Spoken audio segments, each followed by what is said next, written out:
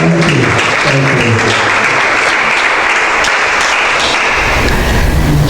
That was gorgeous.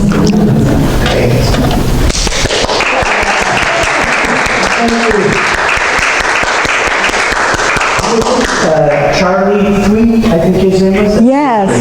Yeah, that is beautiful. Thank you, Jack. Ah.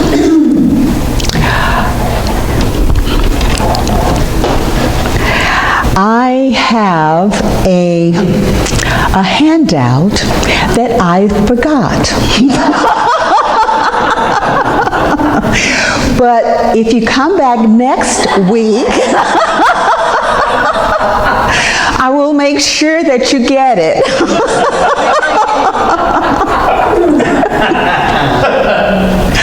You know, that feeling that you get, you leave home and you know that there's something that, you know, is not quite right. You feel that there's something that you've left, but you said, well, I don't think there's anything I left. I stand up here, I look at my notes, handout. Oh.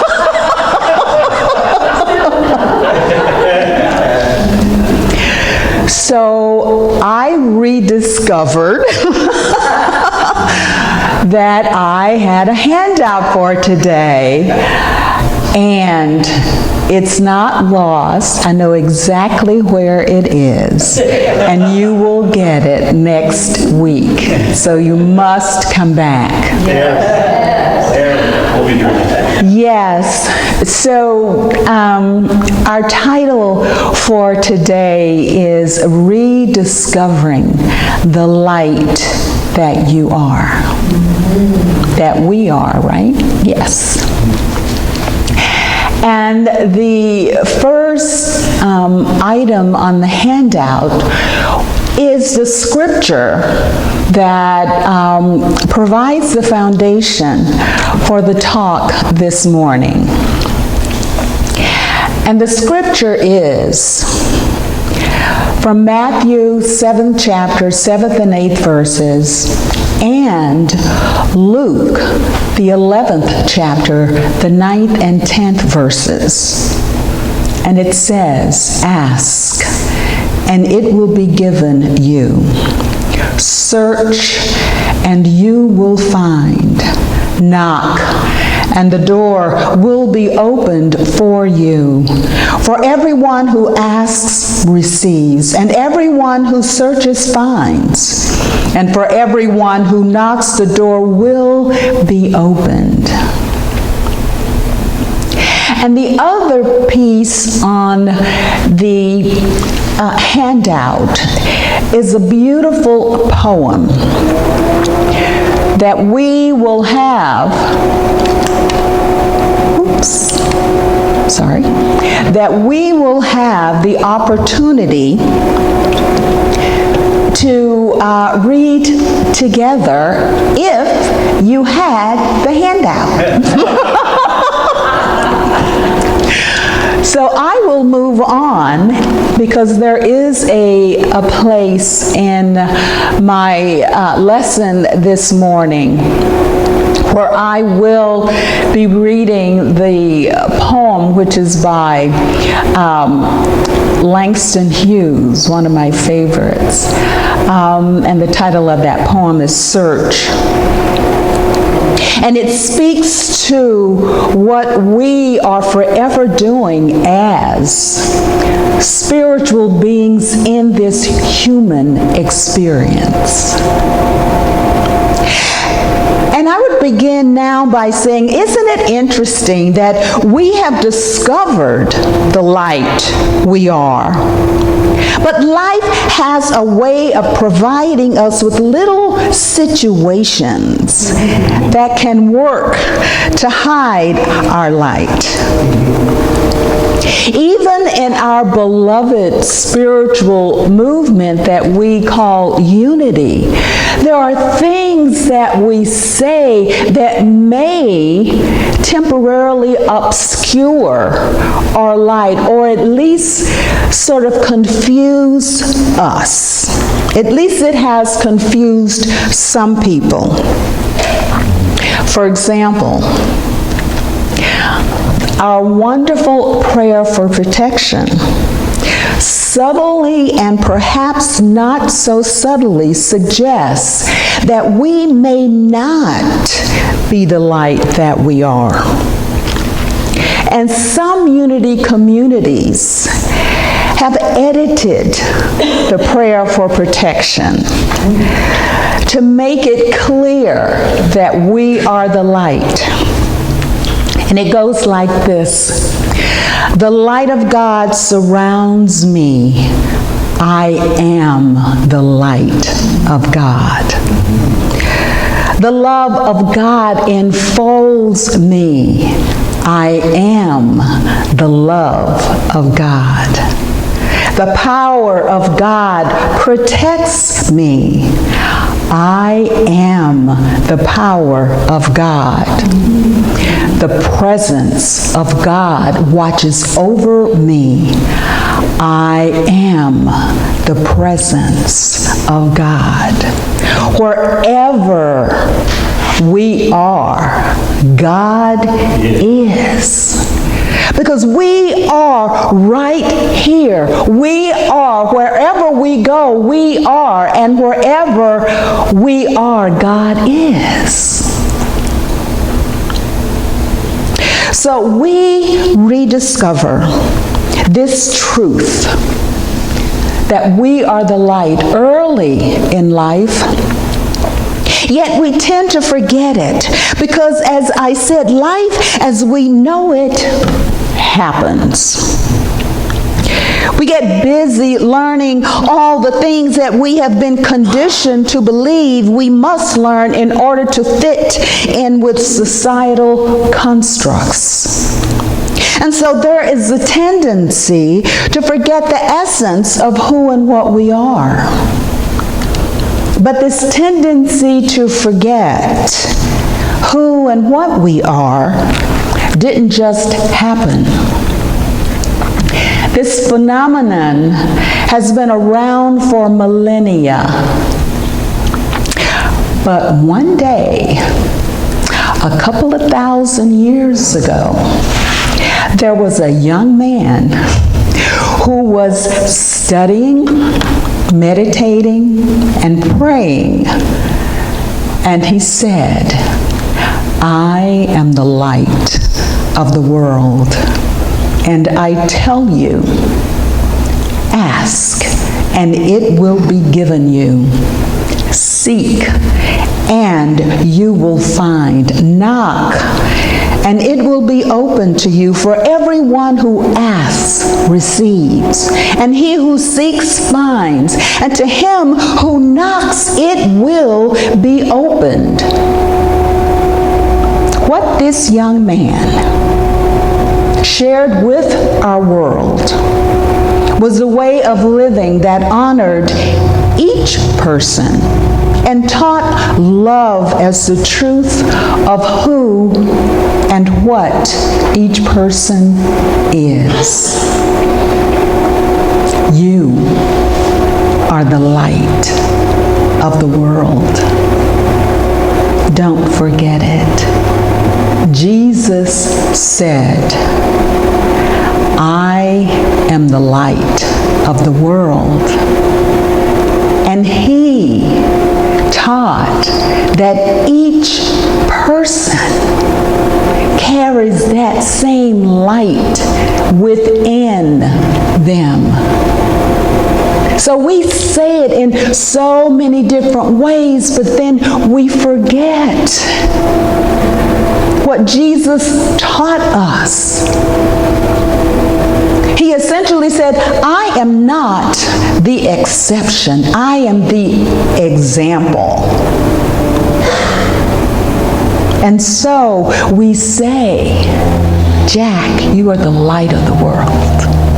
Harry, you are the light of the world.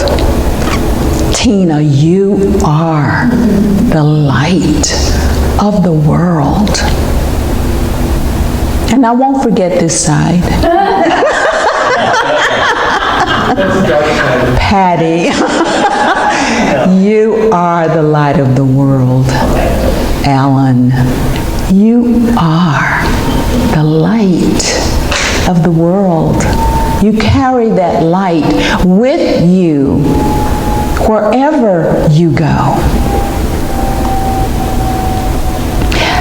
The poet Langston Hughes understood at depth the importance of shining his light.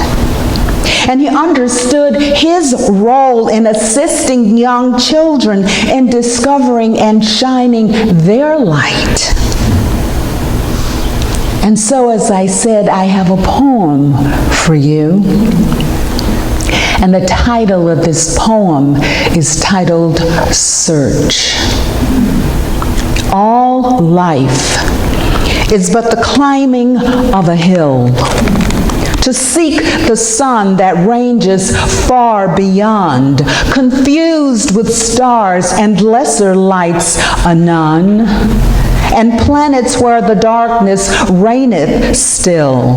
All life is but the seeking for that sun that never lets one living atom die, that flames beyond the circles of the eye, where never and forever are as one, and seeking always through this human span that spreads its drift of years beneath the sky, confused with living goeth simple man, unknowing and unknown, into the why. The why that flings itself beyond the sun and back in space to where time was begun. Some time ago, life presented me, well, life presents me a lot, with an interesting experience of light and darkness. For almost a year, I had been waiting for a package to be delivered to my house. And, I waited and waited and waited. It never got there. My sister and brother were to bring together this package and mail it to me securely. And as I said, I waited and waited and waited, and it never came. Then one day, the UPS guy rings my doorbell, and he looks, a little nervous. And he sets the package down, and I hear something jangling inside like broken glass. He did not take my name to make sure it was the person that the package was supposed to go to. He said nothing. You would think he would hand it to me. He did not. So I had to stoop down, get the package that, again, it continued to sort of jangle.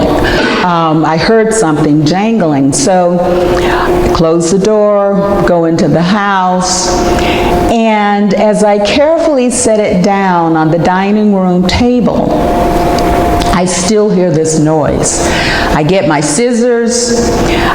The package looked like it had been opened and resealed.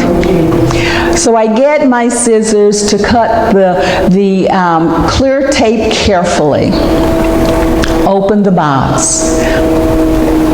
Everything looked okay, so I began to take each item that was wrapped out of the box and lay it on the table. And they were, I remembered then as I was beginning to take out each item, what the items were to be in the box. So there was beautiful pictures, there was a wonderful picture, my favorite, of my father. It was fine. Continued to unwrap the different objects. They were fine. And then I get to the bottom of the box. And as I picked up this cloth, I discovered that this last piece was in pieces. I unwrapped the cloth, and my heart, I was excited to get the box finally, right? My light was really shining before I opened the box. Then I saw that one of my favorite pieces was in pieces. And what it was a gift from my home church. They gave it to me just before I was leaving for seminary. And it was, the matting was gone, the glass covering was gone, the frame was in pieces. But I read the first line on that piece. The poem titled Minister, a Minister, written by James Dillard Freeman, said, "What does it mean to be a minister?" And so I realized that this particular situation was meant for me, because it said that, what does it mean to be a minister? It means to stay at peace, so that those who are contentious will have someone to whom they can turn to stabilize themselves. So I knew in that moment I was supposed to get that box with one of my favorite gifts in pieces. So I was to that darkness that I felt when I saw that my favorite item was in pieces, was then lightened by the reading of that poem. When we live as the light that we are, as stated by James Dillard Freeman, it means to keep a cheerful outlook, so that those who are even momentarily cast down may have someone to lift them up. It means involving ourselves in humanity as we keep our vision on divinity, and so draw forth in all around us the human form divine. It means to share in the great moments of life, in birth and sickness and marriage and death, and at all these times, whether of crisis or of celebration, to bring comfort and a blessing, and above all, a sense of presence that sometimes we cannot see, and of a meaning that often we overlook. So there is power in the light that simply does not exist in darkness and negativity. That power dwells within each of us, whether you are a minister or not. Whether you are a minister or not. that power, that light power dwells within all of us. It is a power that has always been. It is a power that cannot be totally extinguished because the light that dwells within each of us is the illumination of spirit. It is the expression of truth. So I invite each of us to commit today, commit to ourselves to rediscover that power, rediscover the light that you are. So much darkness is going on in our country, in our world. Yet, each of us has the light and love and peace within us to shine our light, to express our love, to be the peace that we want to see in the world. And so may we affirm together, may each day I rediscover the light that I am. Each day I rediscover the light that I am. Let's say it together. Each day I rediscover the light that I am. Thank you.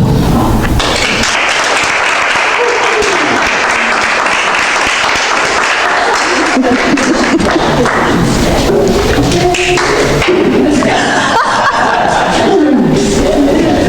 Sure.